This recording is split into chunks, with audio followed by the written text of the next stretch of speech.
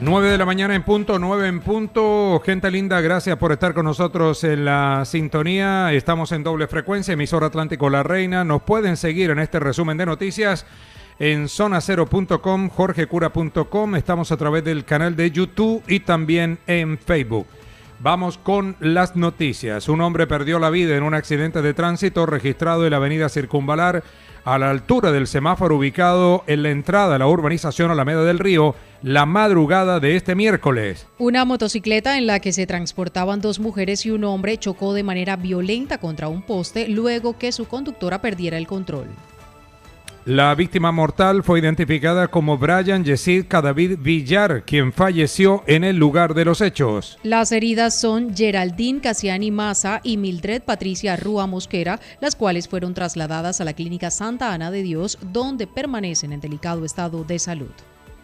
La Policía Metropolitana, en coordinación con funcionarios del CTI de la Fiscalía, llevaron a cabo un operativo que dio con la captura en flagrancia de un individuo quien presuntamente formaba parte de una red dedicada a la actividad ilegal del chance en el suroriente de Barranquilla, generando ganancias diarias que oscilaban entre los 700.000 y 1 millón de pesos. La captura se realizó mediante diligencia de allanamiento en un inmueble donde fueron incautados una pistola de fabricación industrial con un proveedor, 15 cartuchos calibre 9 milímetros, 2 teléfonos celulares, 6 libretas de registro documental de chance ilegal, 50 talonarios para chance y 120.000 pesos en efectivo.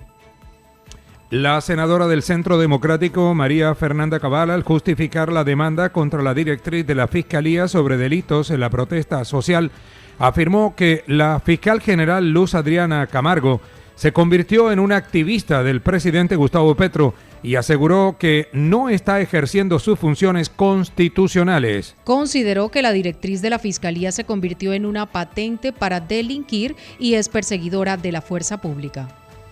La Fiscalía no puede ser cómplice del crimen, manifestó la congresista. María Fernanda Cabal reiteró sus cuestionamientos a la política de paz total del presidente Gustavo Petro, afirmando que este gobierno es complaciente con los grupos armados al margen de la ley. Lo hice porque la fiscal general se convirtió más en una activista política de Gustavo Petro que en una funcionaria que debería ejercer su función constitucional. La Fiscalía está obligada a investigar y a perseguir el delito, no a ser complaciente con el crimen, pues que es una patente para delinquir. Aquí cuando usted empieza a leer en los 31 puntos de la directiva, se da cuenta que ella, de forma maniquea, asesorada, porque sabemos que está asesorada por ONGs, esas famosas ONGs que nos han llevado a este país a que los derechos humanos se conviertan en una patente de corso, también para que hagan lo que les dé la gana y la autoridad se desvanezca. El exministro de Justicia Wilson Ruiz celebró que el Consejo de Estado haya admitido su demanda para anular los diálogos con el Clan del Golfo por falta de garantías constitucionales en el marco de ese proceso. Manifestó que este gobierno nacional debe acabar con su pasividad frente a estos grupos armados al margen de la ley que siguen sembrando el terror y atacando a la población civil. Con este tipo de negociaciones se violan los principios de la Constitución Nacional, consideró Ruiz. Agregó que su demanda busca anular las 2 resoluciones publicadas por el Gobierno Nacional que dieron sustento jurídico a las conversaciones con el Clan del Golfo. Yo soy un hombre de paz, de hecho mi familia me formó con ello, pero uno no puede permitir que un Clan del Golfo de estos, o las autodefensas gaitanistas como también se llaman, le estén perpetrando ese terror y ese miedo, no solamente a los habitantes de la costa, mi querido Jorge, de otras partes de nuestro país. Por eso yo siempre considero que la voluntad de paz es un requisito indispensable y desde luego hay que demostrarlo, pero con hechos, cuando hay diálogo y negociaciones, pero es que este gobierno nacional lo que muestra es una pasividad ante esos grupos armados, y lo cual ha generado, como tú lo acabas de decir, violencia en ese territorio, en otras partes del país. El experto en temas de seguridad, Luis Fernando Trejos, afirmó que la decisión de un juez de la República de liberar a los 2 integrantes del Clan del Golfo, alias Inglaterra y alias El Italiano, causa frustración en la policía, en la administración distrital y en la misma ciudadanía. Manifestó que se entiende que la justicia es una rama de poder independiente, pero consideró que debe haber un diálogo directo con las demás autoridades para que este tipo de casos no vuelvan a suceder. Estos dos sujetos ya deben estar volados. Este tipo de decisiones no se deben repetir, advirtió Trejos.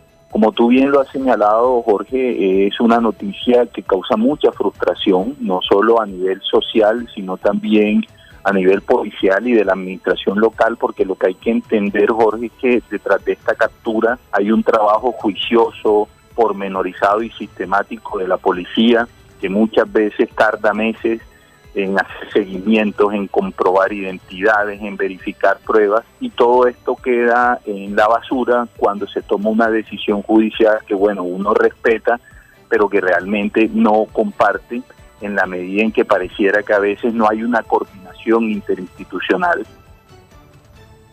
El subsecretario departamental de Gestión del Riego, Nelson Oquendo, advirtió que continúa el censo en los municipios por el vendaval del pasado lunes. Precisó que un balance inicial establece que 1,000 casas resultaron afectadas en Galapa, 100 en Malambo y 400 en Baranoa.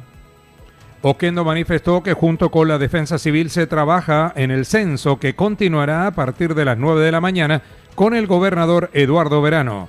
Tuvimos bastantes árboles caídos, fue lo que más predominó en esta emergencia, y en algunos sectores postes de energía eléctrica. Por eso tuvimos ese impasse con la energía, la cual la empresa Aire ha estado trabajando arduamente para darle solución a esto. ¿Qué te puedo decir en cuanto a las emergencias, los daños de las viviendas? Venimos trabajando articulados con Defensa Civil, se están haciendo, todavía no han terminado los censos. En los preliminares tenemos, por ejemplo, en Malambo más de 100 viviendas afectadas. En Galapa, por el reporte que nos suministra el alcalde, estamos hablando alrededor de unas 1,000 viviendas afectadas. El alcalde de Baranoa, Edinson Palma, declaró la calamidad pública por la emergencia que generó el vendaval del pasado lunes en su municipio. Manifestó que en un primer informe se detectaron 456 viviendas afectadas, de las cuales 156 corresponden al corregimiento de Pital de Megua.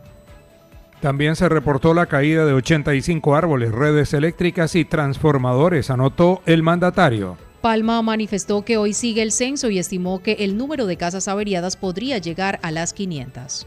Baranoa no fue ajeno al fuerte vendaval que nos azotó el día lunes. Aquí en el municipio el impacto fue bastante significativo. Tenemos una evaluación de daños que nos registra en un primer informe preliminar a corte de 7 de la noche de 456 viviendas, de las cuales 156 corresponden al corregimiento de Pital. En otras informaciones, el alcalde de Sabana Larga, José Elías Champs, informó que el vendaval del pasado lunes causó pocas afectaciones en su municipio y anunció la entrega de ayudas a las familias que resultaron afectadas. Precisó que días antes al vendaval se registraron fuertes brisas que provocaron emergencias en los corregimientos de Aguada de Pablo, Cascajal y La Peña, que fueron atendidas de manera oportuna por su administración. De otra parte, el mandatario pidió colaboración para los pescadores del embalse del Guájaro. Antes del vendaval, Sabana Larga tuvo algunas afectaciones con unas brisas fuertes que destecharon varias viviendas en el corregimiento de Aguada de Pablo, Cascajal y La Peña. Inmediatamente el municipio intervino con recursos del Fondo del Riesgo y fueron entregados esos materiales al día siguiente a los diferentes pescadores. En el vendaval que hubo ahora recientemente, gracias a Dios no tuvimos muchas afectaciones, algunos casos aislados y vamos a resolverlo con el censo de la Defensa Civil.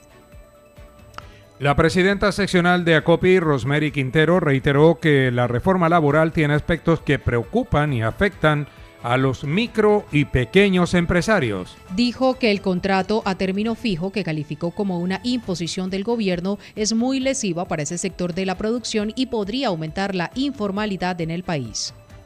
El sector empresarial en su mayoría está de acuerdo con una reforma laboral parcial y no con las imposiciones, manifestó Rosemary Quintero. Sí, en la reforma laboral son muchos los aspectos que a nosotros nos preocupan y uno de los de mayor significancia tiene que ver con la imposición del contrato a término indefinido como una generalidad en las relaciones laborales. Y cuando nosotros miramos, Jorge, dos datos muy importantes de la encuesta de desempeño, que en esta ocasión, en el segundo trimestre, la respondieron casi 1.200 empresarios del país, encontramos que más del 60% de nuestros empresarios están de acuerdo que hay que hacer una reforma, pero parcial. El presidente nacional de ACODRES, Guillermo Enrique Gómez París, advirtió que la reforma laboral puede llevar al recorte de personal y al cierre de más restaurantes en Colombia. Consideró que esta reforma encarece la contratación de personal en momentos en que las ventas tienden a mejorar. El golpe de esta reforma laboral será muy fuerte para el sector de los restaurantes, que actualmente registra una caída del 24% en sus ventas, señaló el presidente de ACODRES. Que hemos sido el sector más afectado en estos momentos de contracción del consumo. En los últimos datos oficiales revelados, aparecemos con una pérdida de 14 puntos, por encima, 14 puntos de lo que destinan los hogares al mes para su consumo. En esa coyuntura de caída, sumado a que durante 2024 registramos también una caída del 24% de nuestras ventas, debemos decir que la reforma laboral impacta profundamente porque encarece la contratación en los momentos que más venta hay. La secretaria de Salud del distrito, Stephanie Araujo, hizo un llamado a las personas para que tomen medidas ante los cambios drásticos de temperatura en Barranquilla. Advirtió que lo más importante es estar hidratado y no exponerse al sol en el horario comprendido entre las 10 de la mañana y las 3 de la tarde. La funcionaria pidió a las personas usar ropa fresca y emplear protector solar, manifestando que el golpe de calor provoca un fuerte dolor de cabeza y cambios en la presión arterial. Importante que desde la Alcaldía de Barranquilla, pues en la Secretaría de Salud siempre emitimos recomendaciones ante esta ola de calor que venimos sufriendo, principalmente este año, y esos cambios bruscos de temperatura. Las personas deben mantenerse hidratados, consumir abundante líquido, evitar estar exponiéndonos, pues en caso de lo posible, en horarios entre las 10 de la mañana a las 3 de la tarde, usar buen protector solar, ropa fresca, gorras, sombreros, gafas. Si es una persona de pronto hipertensa o con alguna patología respiratoria, importante siempre tomarse los medicamentos antes de salir. El médico infectólogo Jesús Tapia consideró que las autoridades deben emprender acciones para contrarrestar enfermedades durante la temporada invernal. Advirtió que es importante que las personas cuenten con el esquema de vacunación y estar alerta porque hay enfermedades que se transmiten por alimentos. La comunidad debe acudir a los centros de vacunación y aplicarse el biológico contra el tétano y demás enfermedades, anotó Tapia. Jorge, mira, es un análisis que tenemos que hacer y es un llamado a las autoridades porque todas estas patologías, como tú muy bien lo mencionabas, se pueden incrementar. El llamado a la comunidad de eso es a que acudan a los centros de vacunación, el que no tenga un esquema de tétano actualizado, que lo actualice. El tema de las enfermedades transmitidas por alimentos, tú lo mencionabas. Aquí hay que tener mucho cuidado, sobre todo con carnes, pollo, pescado, en mirar que no estén en estado de descomposición, porque si consumimos o se consumen estos alimentos en estado de descomposición, esto predispone a enfermedades transmitidas por alimentos que incluso pueden llevar a la muerte. Mucha atención, el dólar pierde 45 pesos con 31 centavos en este momento. La divisa norteamericana flota en 4.194 pesos con 2 centavos. La tasa representativa del mercado para hoy, 4.239 pesos con 33 centavos. Ahora son las 9 de la mañana, 15